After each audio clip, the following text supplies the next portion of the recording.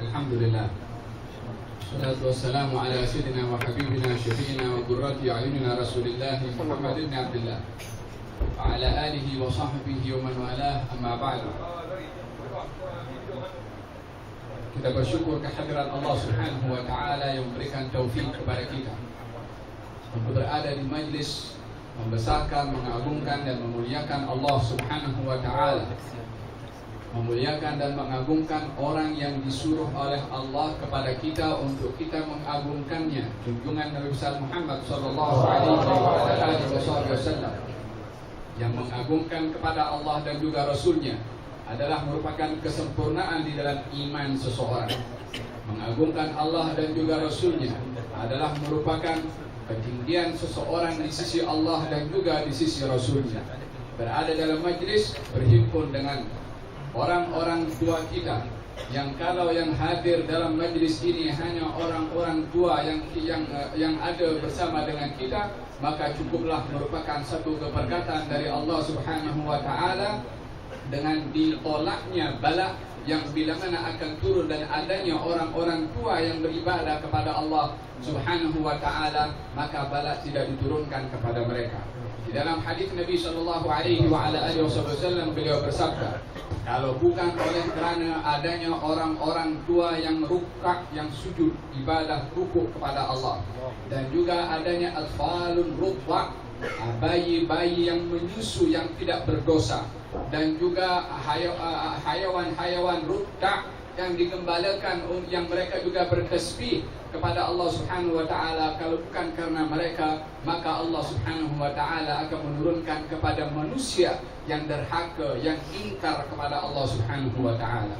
Kehadiran orang-orang tua yang beribadah kepada Allah sudah merupakan penghalang akan turunnya bala.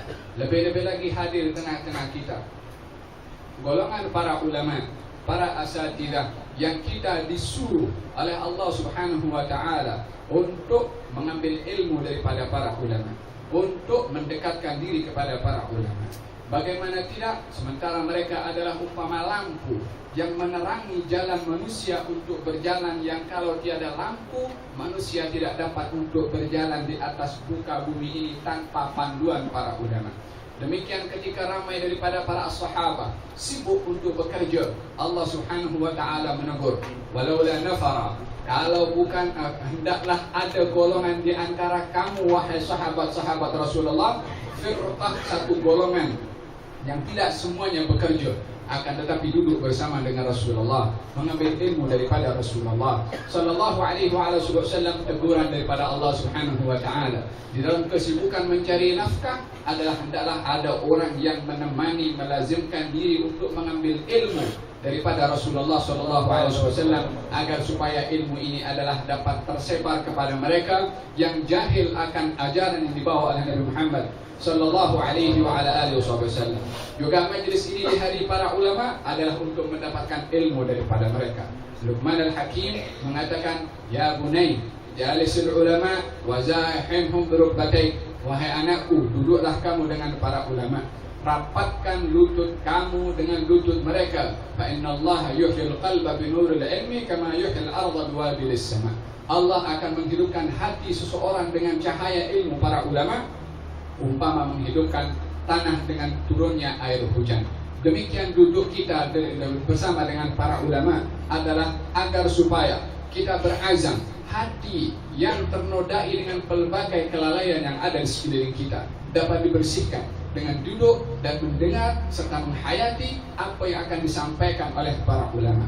Hendaklah kita tidak kalah dengan semut yang pernah mendapatkan nasihat daripada semut yang lain ketika dinasihati, dan selamat daripada pijakan kaki dan juga tentera Nabi Sulaiman. Semut berkata kepada semut-semut yang lain, udkhulu masakinakum la yahtimannukum Sulaiman wa junuduhu wa hum la yash'urun. Wahai sekalian semut, masuklah kamu ke dalam rumah-rumah kamu. Jangan sampai kamu dipijak oleh Sulaiman dan tentera-tenteranya sementara mereka tidak sedar. Semut masuk karena dinasihati oleh kedua semut dan tidak terpijak dengan kaki Sulaiman. Dan Nabi Sulaiman pun tersenyum mendengarkan kata-kata semut yang menasihati. Dan semut-semut yang dinasihati mahu mendengar, maka semuanya selamat. Semut dinasihati, mendengar, semua selamat. Manusia yang diberi akal oleh Allah Subhanahu wa ta'ala dan diistimewakan dengan akal, alangkah ruginya kalau disampaikan nasihat kepada mereka tidak mahu mendengar apa yang akan disampaikan oleh para ulama.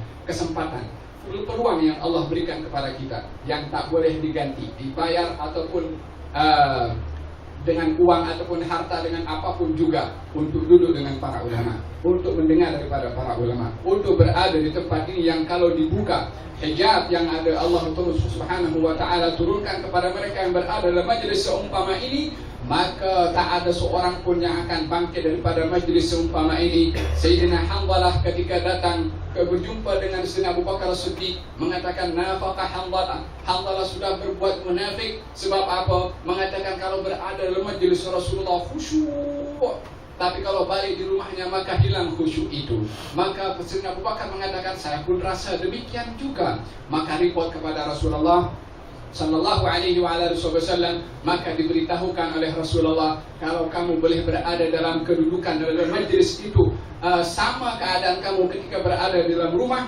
maka para malaikat akan bersalaman kepada kamu di jalan.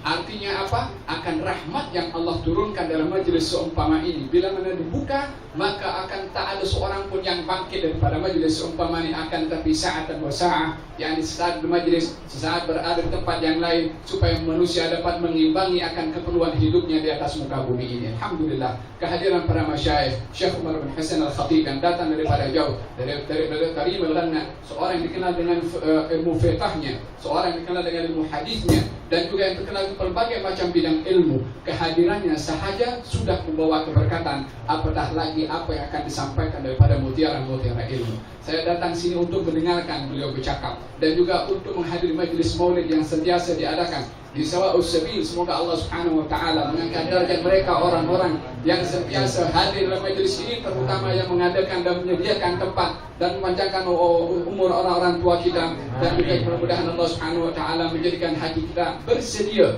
untuk dibersihkan dengan ilmu-ilmu yang disampaikan oleh para ulama. Wallahu ta'ala alam. Assalamualaikum warahmatullahi wabarakatuh.